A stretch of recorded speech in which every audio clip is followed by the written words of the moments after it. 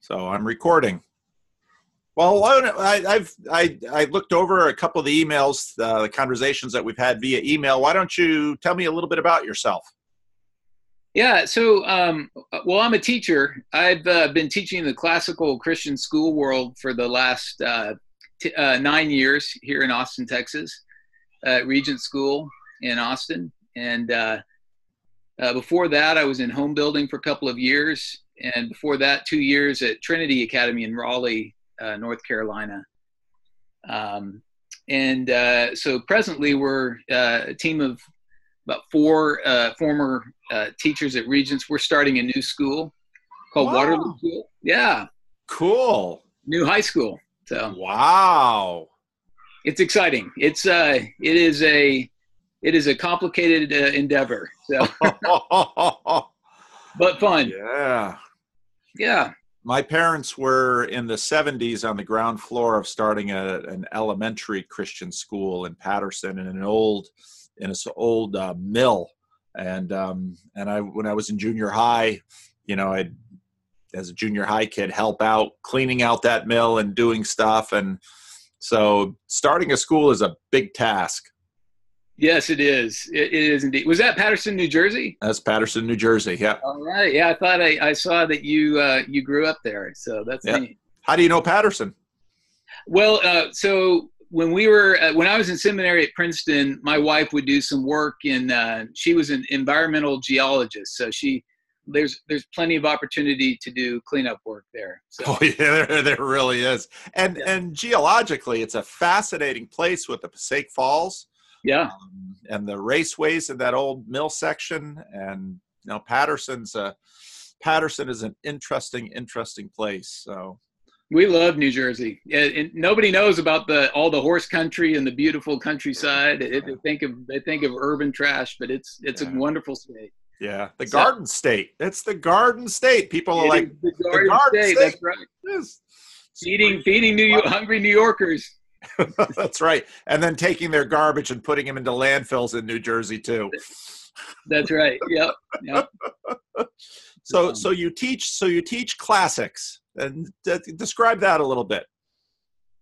I mean, to high schoolers. I have taught rhetoric. I've taught Spanish, modern history, most recently senior thesis in rhetoric. And the way I like to describe classic education in just a handful of sentences is if you were trying to really get to know motorcycles, you would want to know all the parts. You want to name the parts, how they fit together, and then you would ultimately want to fit them together in such a way so that you could ride that bike. And grammar is knowing the parts of how we use our language, the parts of our thought processes, our creativity. Logic is how to put it together, and then rhetoric is putting together thoughts and arguments and presenting it in a way that's winsome. So that's the thing that we're trying to teach students is how to be responsible and how to winsomely communicate things that'll be of value to other people, right? To fellow humans. Yeah. Now, is this a Christian school or a religious school or just a secular school that focuses on classic education? It is Christian school. So there's been an interesting renaissance in Christian education, really since the early 80s, that has taken its inspiration by Dorothy Sayers. And C.S. Lewis and folks like that who, are looking back to the classic works of the canon and trying to see wisdom from the past, not just trashing medieval education, but seeing that as a resource, right? And seeing theology as a resource. And so it's certainly been a protest against modern progressivism. But more on the positive side, really just seeing this as, gosh, here we are. We're full creatures with emotions and reasoning, and we live in God's rich creation. So how do we find a more humane model for education that fits the kind of creatures we are? Yeah. Yeah. Oh, actually, the school that my parents helped founded was in Paterson was called Dawn Treader, and obviously from Lewis's, Narnia Yeah. book. And Yeah. that was back in the '70s. So, but Very. I don't know if their emphasis was so much on classics. So how did you come across Jordan Peterson, and how did you get interested in him? So I'm trying to remember in the context of teaching senior thesis. So I had about 30 to 40 students each year, and we combed through current event topics. I believe it was in the context of searching through thesis topics that I'd heard about the C-16 bill, and this was back in 2016. Yep. Shared that with my dad.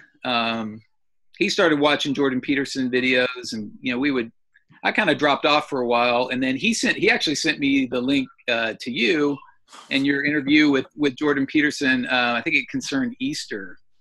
So watched that, and the audio was a little bit tough to pick up, but it was incredibly inspiring. And I think what stood out to me was he didn't reduce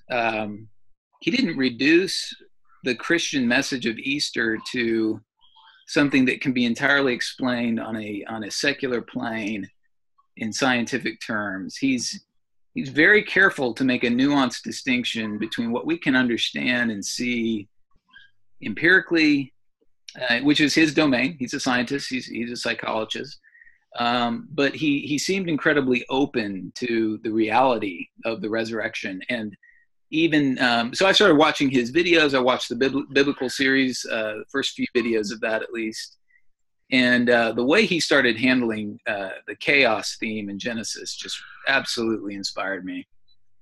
So I've been watching, and then most recently I've been really inspired by his ideas for doing an end around on humanities education in the university. So that's the topic I wanted to bring up with you. So. Yeah. So what do you think? Is it possible for this rough man from northern Alberta to turn over the university system in North America, or even just Canada? Well, it's good rhetoric. It got my attention. He is. I watched. I've been watching this unfold for a while. I graduated from college in 1998, and immediately after that, I read Alan Bloom's Closing of the American Mind, and I read the rejoinder by Martha Nussbaum, University of Chicago law professor, called "Cultivating Humanity," and it was her response to Alan Bloom saying, "No, you're wrong. Universities are fine. All this proliferation and blank studies is actually good. We're actually expanding the role of the university. We're not closing the American mind." And so that was an interesting, late '90s debate. But to be honest, Paul, today when I see educated college students who cannot distinguish between male and female, and they do this, I'm sorry, I would call that fairly basic intelligence. 2-year-olds can do that. Boy, girl. This is a matter of elementary education that I would hope we're able to speak basic sense on. But so in any case, I sound a little dismissive there. I realize there are all sorts of complications in life, but it makes me wonder, honestly, if this is a studied position, and if the great texts from the canon are just being systematically debunked. I'm actually really personally I'm just concerned that young people today are not getting a chance to just get challenged and to just hear the full range of possible views. I'm not even asking for a privileged place for Christian views. I would love an Abraham Kuyper principled pluralism where you've got just an equal equal playing time for the various positions. If you want to have an absurd position, metaphysically, morally, theologically, that's fine. But let's create institutions and sustain institutions that allow the dialogue to happen. I just don't see that happening today. Yeah. Well, so one of the things that I've seen in coming out of the universities and the colleges today is exactly that. I see students going in and they come out, they don't know who Plato is. I mean, yeah. I'm just like, what did you go to college for again? Well, we learned about, the queer community in 1930s Germany. Okay. I'm not quite sure how that's going to connect to a lot of other things in your world, or 4 years from now when the cultural conversations continue to change, if you're going to actually have a presenting framework with which to engage new things that come down. Because part of obviously the reason of classics is that we keep coming back to similar framework issues. And so if you learn the framework, now you can actually have a grid with which to engage new things that come. It's the whole idea behind classics. But that's right.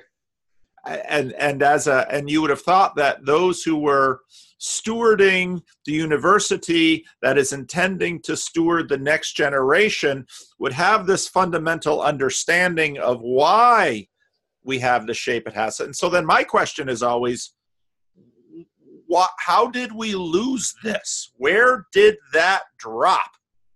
And when did it drop? I mean, to be honest, I was in college in the mid 90s, and was it predominantly liberal? I guess. I don't know. Yes, probably. But I think I heard a statistic from Jonathan Haidt. The uptick in radical leftist academic, certainly in political leanings, it's like multiplied in the last 2 decades. It has truly become a different place. When I was at the University of Kansas, Western civilization was a requirement. Every single liberal arts student had to take. This was a remnant of the old Robert Maynard Hutchins initiative that had every single land grant school in the country, I think, had a Western Civ 2-year requirement. Wow. And Kansas was one of the last public universities to require that. And since, you can guess what the fate of that is now. Yeah.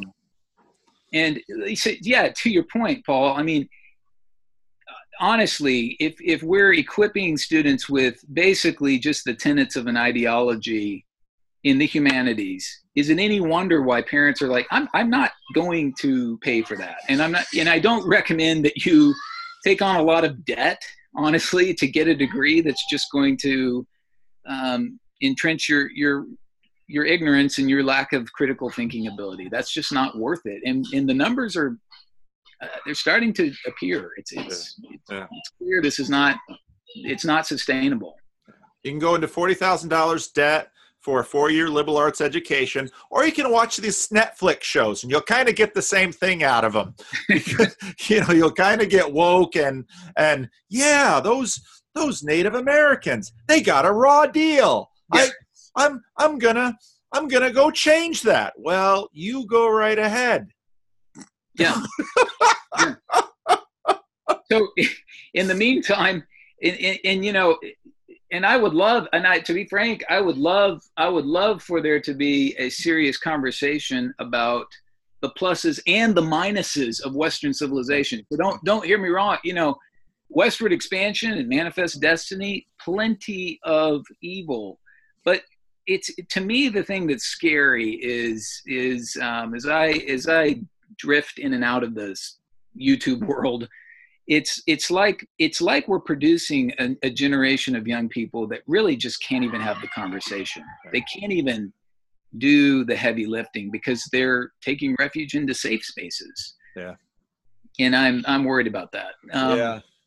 Well, and I think emotionally, I mean, kind of as a pastor, I've got this interdisciplinary job, but so you take refuge in a safe space. Well, first of all, the world is not safe, Right.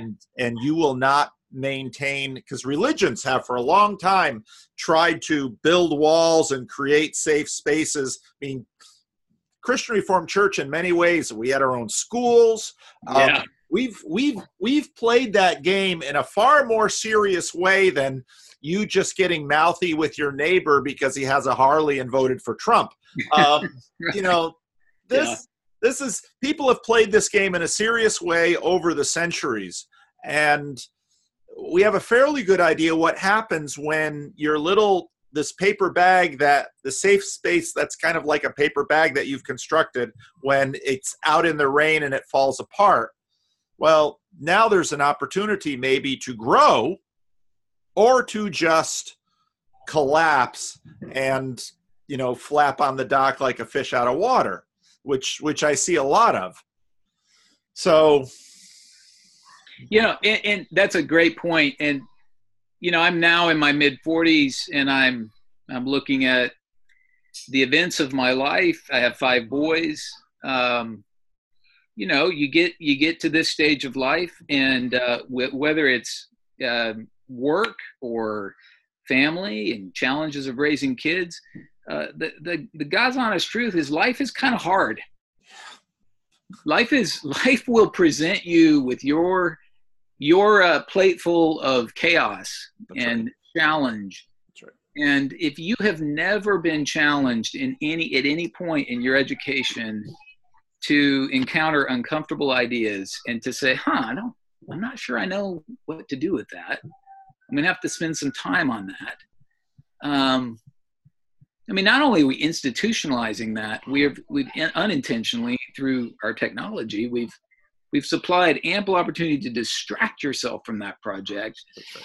And I just, I'm worried that a lot of factors are conspiring that, to say nothing of just a mood of sort of malaise and nihilism and postmodern kind of angst and who cares?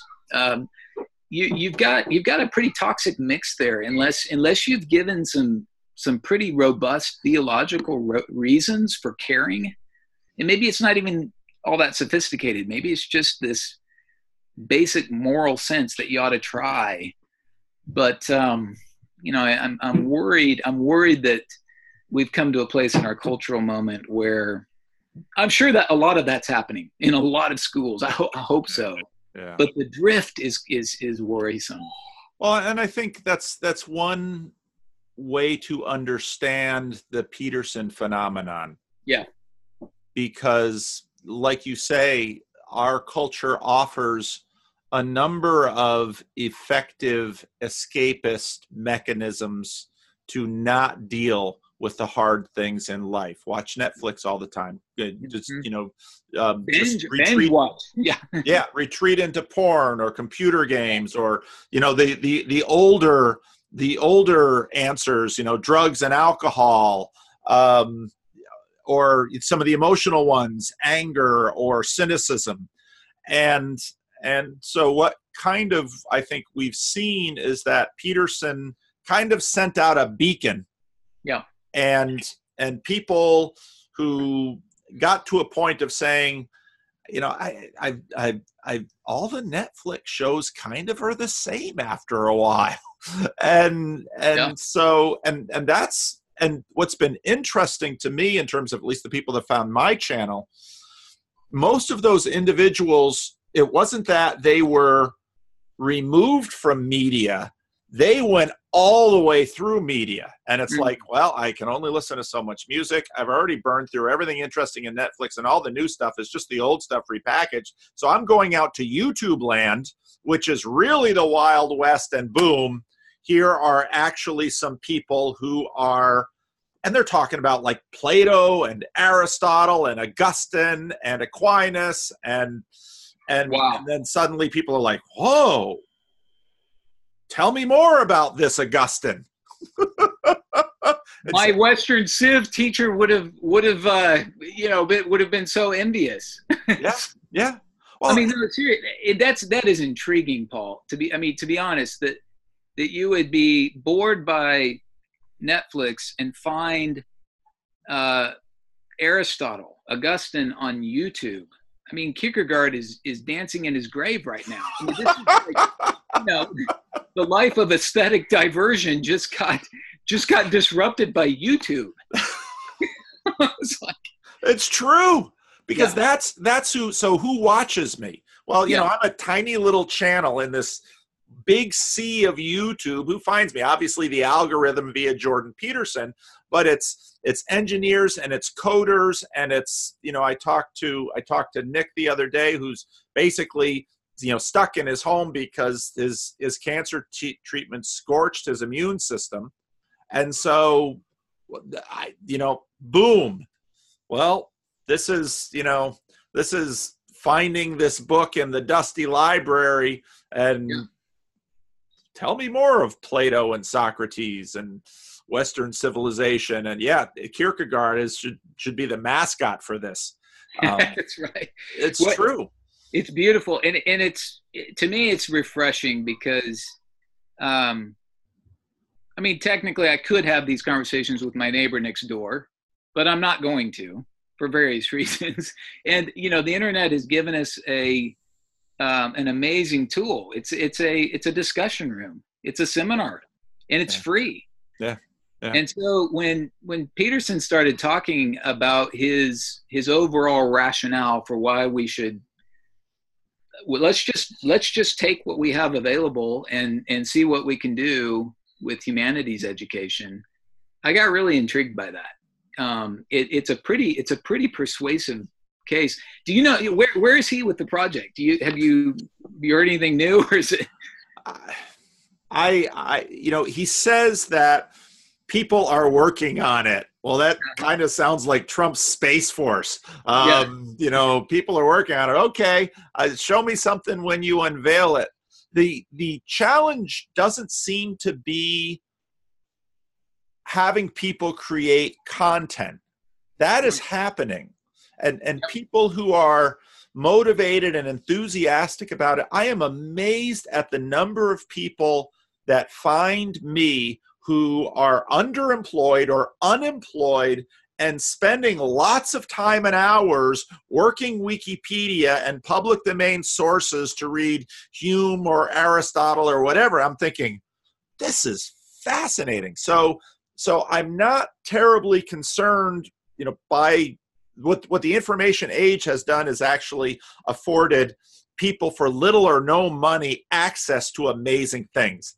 Yes. That's cool. It is. And if you could combine his vision of, the timeline where you have this fairly elaborate internet web hosting architecture that has interactive video and text links, PDFs, if you could combine that with some sort of a local tutoring system, right? You get small groups who meet. Maybe it's even Zoom meetings. I don't know. And then obviously some sort of a curriculum list that you're working through. I mean, that's a low overhead deal. You could have your seminar meeting at a Starbucks, for crying out loud. Yeah. You don't need bricks and mortar. You certainly don't need the absurdity of the sports teams that have distracted universities from their actual mission. Yeah. I mean, it's just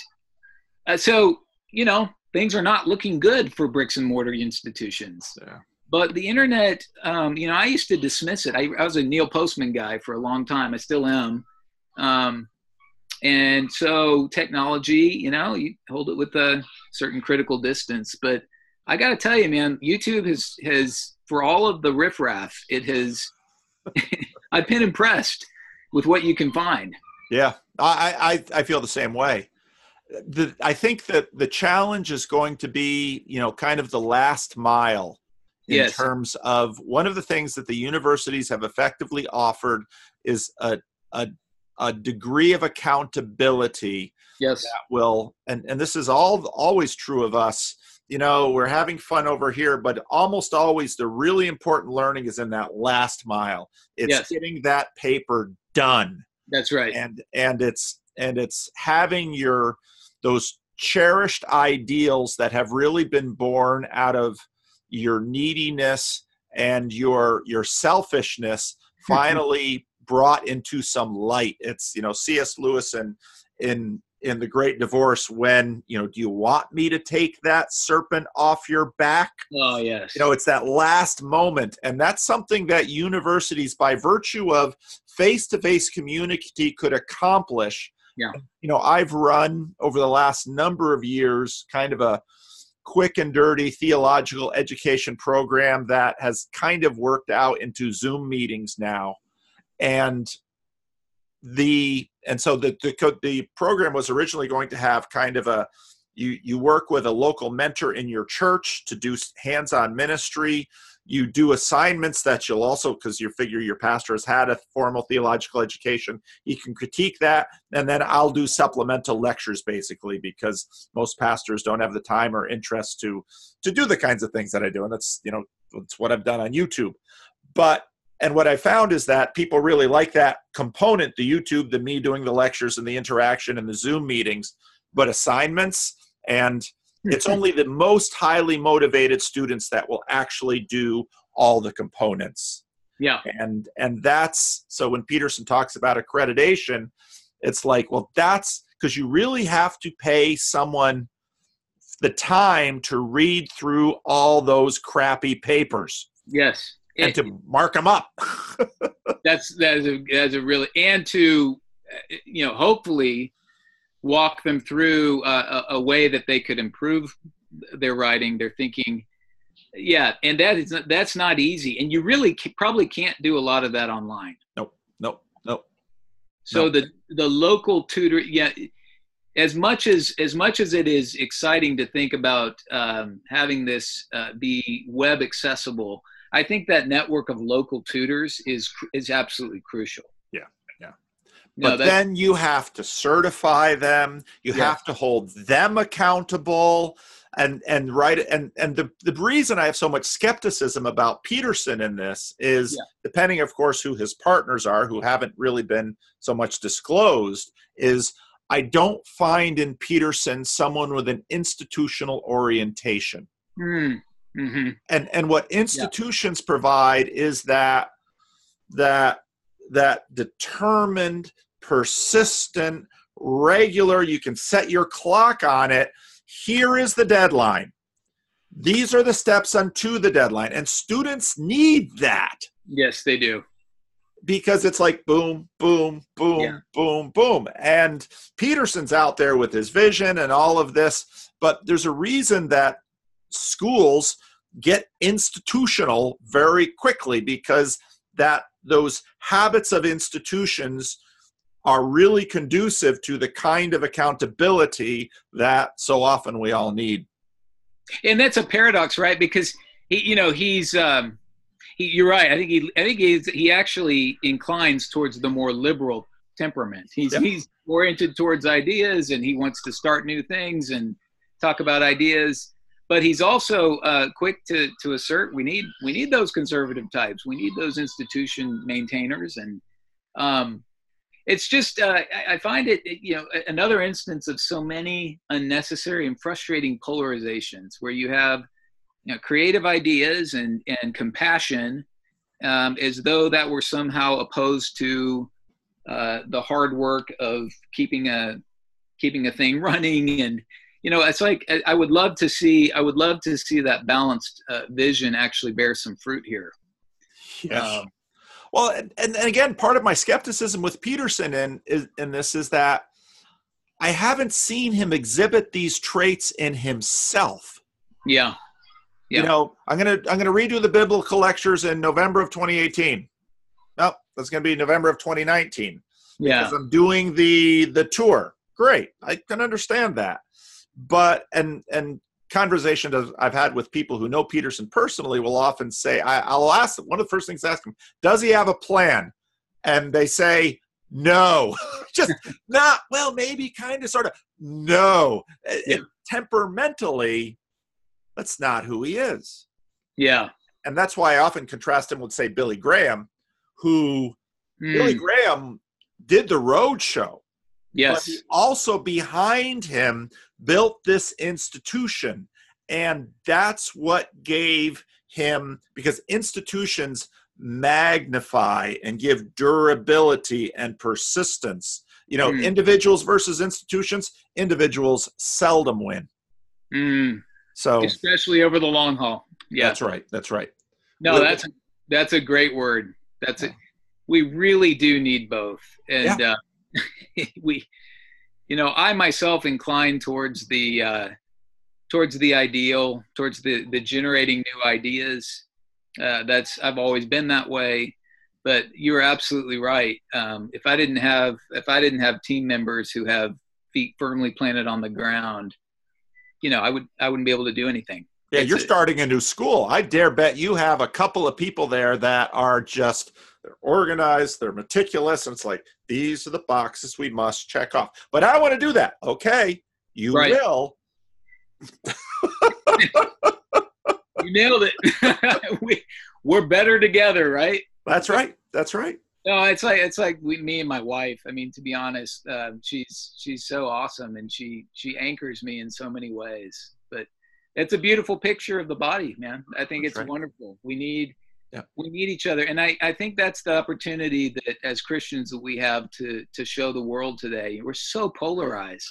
We're just shouting at each other, and I don't know. I mean, most people probably aren't, but we are online. You know, that's the stuff that makes the YouTube posts. But you know, it's been worse in this country before. Yeah. You can say that. Yeah. No, there are huge. I mean, even just the emergence of Jordan Peterson and YouTube, and there are real reasons for hope. Yeah. When you compare, you know, I lived in the third world. Yeah. Oh my goodness. You can't keep the lights on in most of the world. Right. The water comes on a few hours a day. So you put a big bucket underneath and you don't have a tap. You take all the water the city will give you. And, you know, and it's, well, how on earth are you ever going to arrive at something? And so I think, you know, Peterson's chaos order framework is so helpful in that. And with, you know, with educational institutions, you need that structure. Yeah. But don't, you know, I've seen schools, my wife works for a public school, and you just watch that school. Yeah. Yeah. It's so, you know, if it's not breathing in fresh sea winds, it gets pretty stuffy in there. Yeah. No, well, I really appreciate you taking the time just to hash through that. That's really helpful. Well, I hope it was helpful. Those are just kind of my thoughts, and I'd be happily proven wrong to see Peterson rise up and do something. You know, find partners to do something that helps massive people get a decent education. The only thing is, like, my oldest two sons went to Calvin College, which nobody in California knew who it was, and I said, look. You go to your undergraduate to learn how to think, to learn how to write, to learn how to speak. Yep. And you don't need an Ivy League school for that. You need actually what Calvin College is able to deliver for them. You need motivated teachers who are going to take a personal interest in you. Yes. And help you develop. And so my oldest son, he's, you know, he got a political science degree, he works in politics. And, you know, what does he see himself able to differentiate against some of these others who have degrees from Harvard and Yale? He writes well. Well, how did that happen? Well, doggone it, you did the hard work. Nobody cares after a year or two really where you got that degree from. Once you start proving things out in the world, well, that's what you need for the next step. That is so spot on. Man, you Dutch folks, I tell you, you're going to be around when the rest of us are just wallowing in complete postmodern malaise. Yeah, where, you know, and you look at, well, you know, we have the Germans, we have the French, we have the C, and we have the English. That's right. People learn how to endure. When you have to build walls to keep the ocean out, you learn a few things about hard work. That's right. That's right. Yeah. Well, hey, Paul, I really appreciate it. It's been a lot of fun. Let's do this again sometime. Absolutely. All righty, man. Take care. Yeah. Take care. God bless. Yeah. Thanks. Bye-bye.